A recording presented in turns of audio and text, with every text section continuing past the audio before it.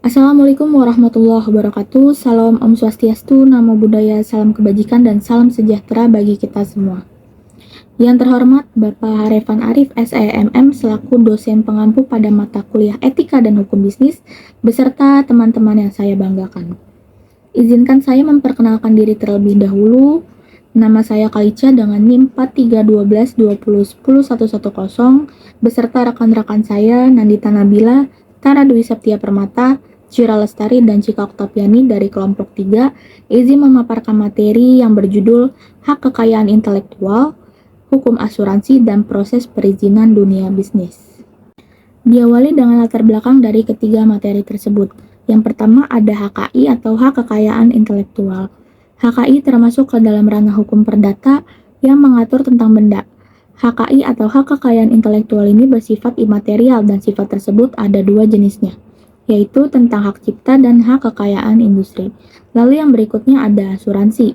Asuransi ini merupakan menanggung sesuatu yang mungkin atau mungkin tidak terjadi sebagai perjanjian di mana perusahaan asuransi tersebut berkomitmen kepada pihak tertanggung dengan membayar premi untuk mengkompensasi atas kerugian, kerusakan, atau kehilangan manfaat yang diharapkan.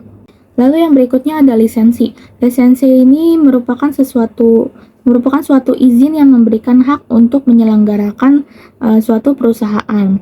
Lisensi ini digunakan untuk menyatakan suatu izin yang memperkenankan seseorang untuk menjalankan suatu perusahaan atau bisnis dengan izin khusus atau istimewa. Yang berikutnya ada pembahasan mengenai hak kekayaan intelektual atau HKI. Hak kekayaan intelektual adalah suatu perlindungan hak cipta untuk seseorang yang berkarya sesuai dengan ketentuan pemerintah yang tercantum pada undang-undang. Nah, yang termasuk ke dalam hak kekayaan intelektual yang dapat perlindungan di Indonesia ini antara lain itu desain industri, paten, merek, lisensi, dan hak cipta. Berikut ada jenis-jenis hak kekayaan intelektual. Yang pertama ada hak cipta atau copyright. Hak cipta atau copyright ini merupakan suatu hak yang diberikan kepada pencipta atas karya literatur dan artistik perusahaan. Tujuannya adalah untuk memberikan perlindungan hak cipta dan mendukung serta memberikan penghargaan atas kreativitas yang dituangkan. Lalu yang kedua ada paten. Paten adalah hak eksklusif yang diberikan negara kepada inventor atas hasil invensinya di bidang teknologi. Lalu yang ketiga ada merek dagang atau trademark. Merek dagang adalah tanda berupa gambar, nama, kata, huruf, angka, susunan warna atau kombinasi dari unsur-unsur tersebut yang memiliki tanda pembeda yang biasanya digunakan dalam kegiatan perdagangan barang atau jasa. Yang keempat ada desain industri atau industrial design, yang kelima ada sirkuit terpadu, dan yang terakhir ada rahasia dagang atau trade secret. Lalu berikutnya ada peran dan fungsi hak kekayaan intelektual. Yang pertama sebagai alat persaingan dagang, yang kedua sebagai alat mendorong kemajuan iptek dengan inovasi-inovasi baru yang dapat diindustrikan, dan yang ketiga sebagai alat peningkat kesejahteraan perekonomian masyarakat. Hak kekayaan intelektual bagi negara-negara maju bukanlah sekadar perangkat hukum yang hanya digunakan untuk perlindungan terhadap hasil karya intelektual seseorang, tetapi juga dipakai sebagai alat strategi usaha untuk mengkomersialkan suatu penemuan.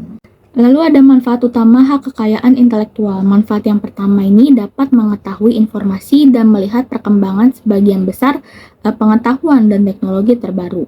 Lalu manfaat yang kedua ini sebagai perlindungan pada karya intelektual terhadap penggunaan tidak sah oleh pihak ketiga. Materi yang berikutnya ada hukum asuransi.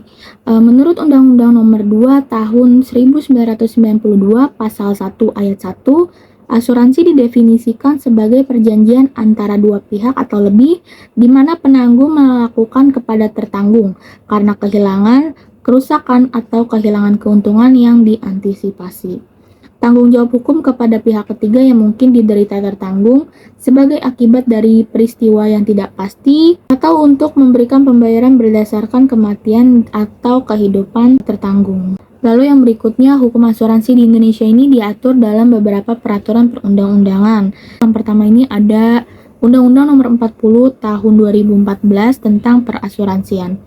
Lalu yang kedua ada peraturan otoritas jasa keuangan atau POJK terkait asuransi, dan yang ketiga ini peraturan lainnya. Lalu ada contoh penerapan hukum asuransi. Yang pertama itu ketika tertanggung asuransi jiwa tuh meninggal dunia. Lalu ketika tertanggung asuransi kesehatan mengalami sakit dan harus dirawat di rumah sakit. Dan yang ketiga, ketika tertanggung asuransi kendaraan bermotor mengalami kecelakaan dan kendaraannya rusak. Tujuan asuransi bagi pihak tertanggungnya itu untuk pengalihan risiko, pembayaran ganti kerugian, pembayaran santunan asuransi kerugian, dan asuransi jiwa.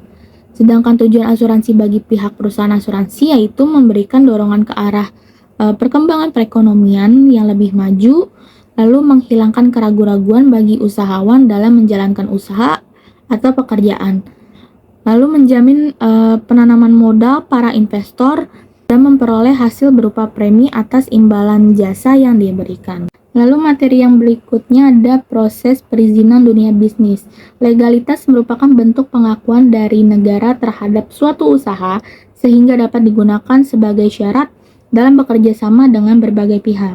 Dengan adanya perizinan ini juga akan memudahkan bagi pelaku industri kecil dan menengah untuk mendapatkan berbagai haknya serta merasa aman dalam berbagai hal. Lalu ada manfaat dari adanya izin usaha.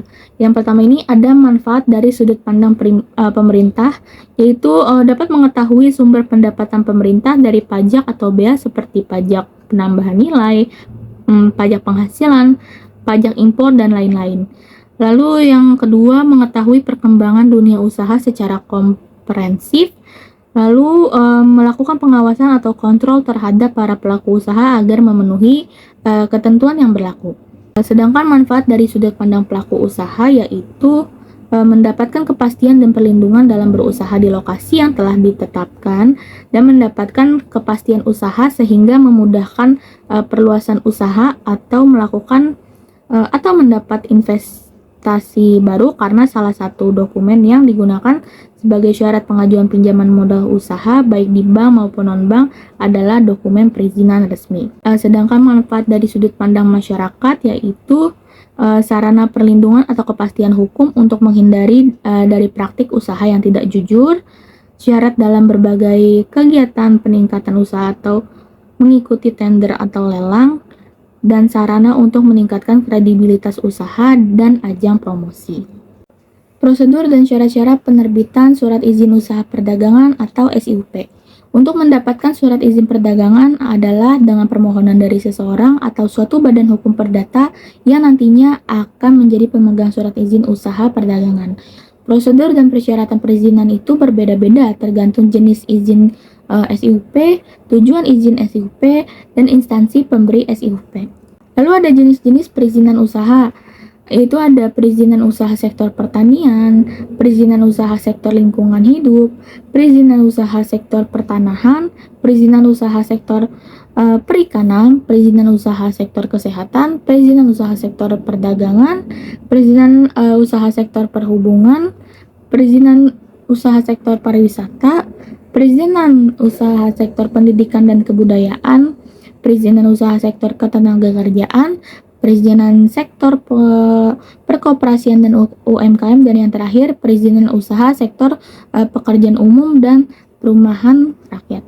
Lalu kesimpulan dari materi-materi yang sudah saya paparkan adalah hukum asuransi ini memastikan mitigasi risiko, HKI melindungi aset intelektual dan mendorong inovasi, sementara proses perizinan menjamin kepatuhan terhadap regulasi yang berlaku.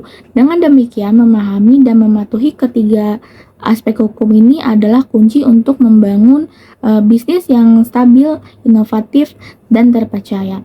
Integrasi yang efektif dari ketiga elemen ini memungkinkan perusahaan untuk beroperasi dengan lebih efisien, mengurangi resiko hukum, dan meningkatkan daya saing di pasar global. Demikianlah yang dapat saya sampaikan, kurang lebihnya mohon maaf. Terima kasih. Wassalamualaikum warahmatullahi wabarakatuh.